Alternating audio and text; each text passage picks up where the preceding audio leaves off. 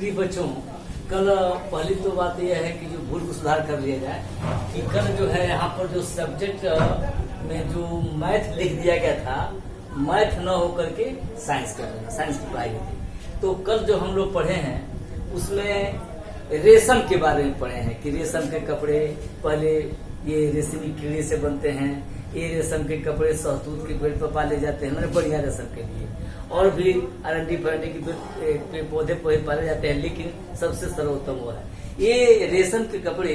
पहले समय में ये राजसी वस्त्रों को बनाने के लिए ये प्रयोग किया जाता था, और सब हम लोग पढ़ ही लिए हैं कि चीन में, और इसका व्यापार के रूप में हम ये अंडों के द्वारा, अंडों को बेच करके जब वो अंडे बन जाते हैं, जिसको जो अंडा देता है रेशम का कीड़ा शहतूत के पत्ते के ऊपर निचले पर सतह पर, उन्हीं अंडों को हम पेपर पर अथवा कागज ये कपड़े के पट्टी पर इकट्ठा करके और उसको मार्केट में बेचते हैं, और कैसे कैसे पालते हैं ये सब कल बता दिया गया था।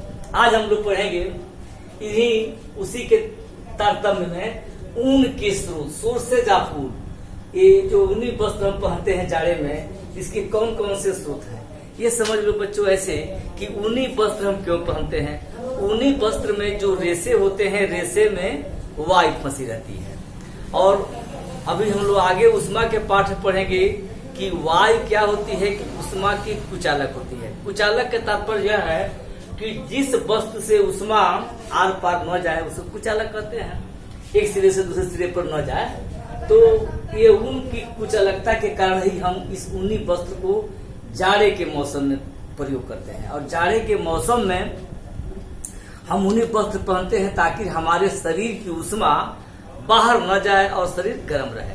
उसी के तारतम्य में हम लोग इस ऊन के बारे में पढ़ेंगे, इस ऊन के इतिहास के बारे में पढ़ेंगे कि ऊन के स्रोत क्या है, सोर्सेस ऑफ ऊन क्या है। कि सामान्यतः ऊन भेड़ की त्वचा के बाल से प्राप्त किए जाते हैं। ये सभी लोग जानते हैं कि ऊन कैसे प्राप्त किया जाता है, तो साधारण रूप से ऊन के त्वचा की ऊपरी बाल से प्राप्त किया जाता है। जो त्वचा होती है, जैसे हम लोगों के शरीर का त्वचा है, उस त्वचा के बाल से प्राप्त किया जाता है। जाने वाले ये बाल क्या होते हैं, मुलायम घने रेशों को ऊन कहते हैं। उन्हीं मुलायम घने रेशों को ऊन कहते हैं। यह बात जानिए कि और भी जंतु हैं जिनके बालों के से हम ऊन प्राप्त करते हैं, याक से, ऊंट से, बकरी से। वो बकरी का मतलब हम लोग क्या, बकरी नहीं होती है, ठंडे प्रदेशों में होती है, वहां से बकरी आदि के शरीर के बालों का भी उपयोग ऊन प्राप्त करने के लिए किया जाता है। ऊन प्राप्त करने के लिए कोई भेड़ ही नहीं है, ये ऊन हम याक, ऊंट, बकरी के शरीर के बालों का भी प्रयोग करते हैं। अब है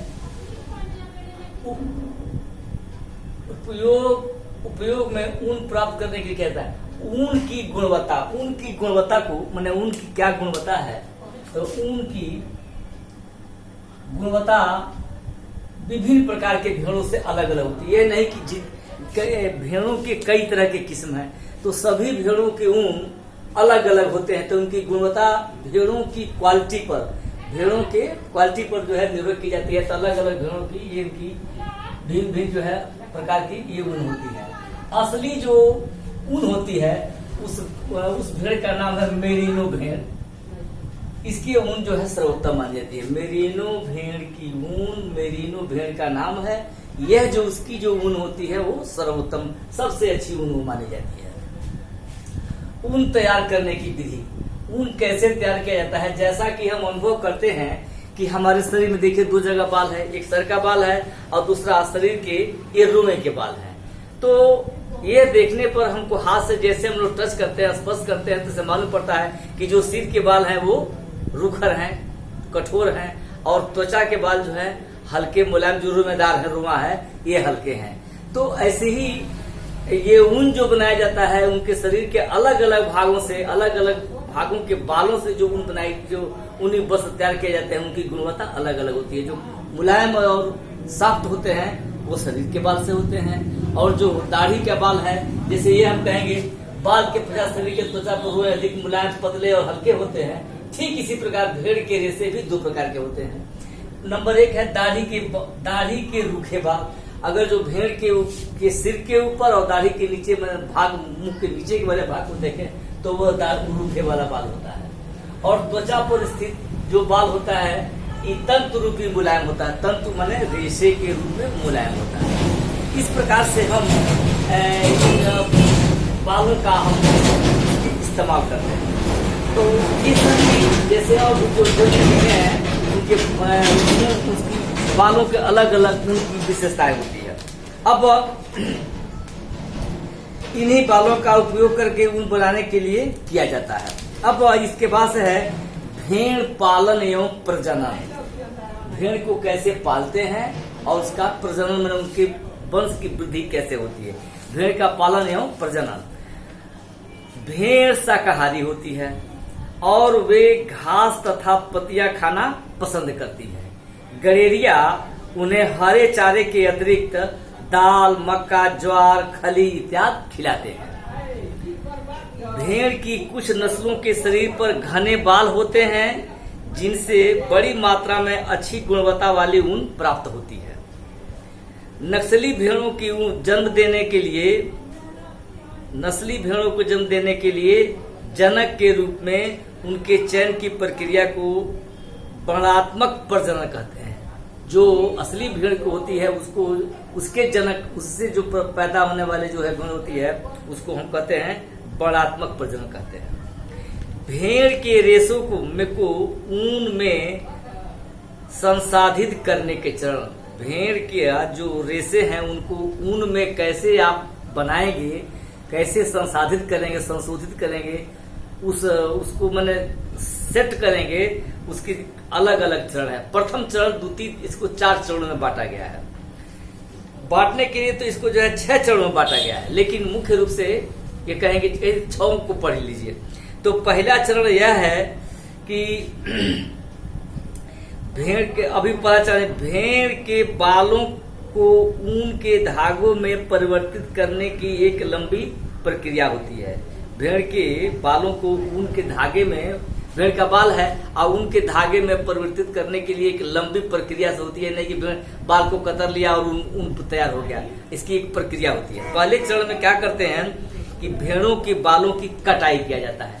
कटाई भेड़ के बालों की जो है कटाई किया जाता है तो यह हाथों से भी किया जाता है और मशीनों से भी किया जाता है।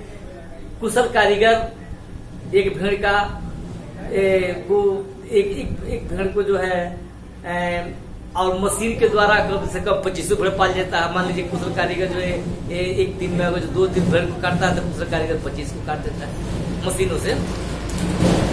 पाली गई भेड़ के शरीर पर बालों की घनी वृद्धि हो जाती है, उसे उसके बालों को शरीर से उतार लिया जाता है। यह प्रक्रिया ऊन के रेशों की कटाई कहलाती है। पहली जो प्रक्रिया होती है भेड़ों के बालों को काटने का। फिर दूसरी प्रक्रिया है अभिमार्जन। अभिमार्जन की प्रक्रिया से तात्पर्य हमारा यह है कि कटाई के बाद रेशों को पानी की टंकी में डालकर अच्छी प्रकार से धोया जाता है जिससे उसकी चिकनाई, धूल और गंदगी निकल जाए। यह क्रिया अभिमार्जन कहलाती है। तीसरा जो चरण है छटाई, मैंने छाटने के लिए जो तीसरा चरण है उनको छाटा जाता है। तो कैसे छाटेंगे? कुछ ऊन जो है लंबे रेशे वाले होते हैं या कुछ छोटे होते हैं, तो उनको हम कैसे कंघी करके बड़े को अलग कर लिए, छोटा बच गया तो नीचे आ जाएगा, इसको करके। तो इसे इसके अभिमार्जन के बाद रेशों की छटाई होती है जिसमें हल्के रोएदार रेशों को उसकी लंबाई, चिकनाई तथा हल्कापन के आधार पर अलग अलग कर दिया जाता है।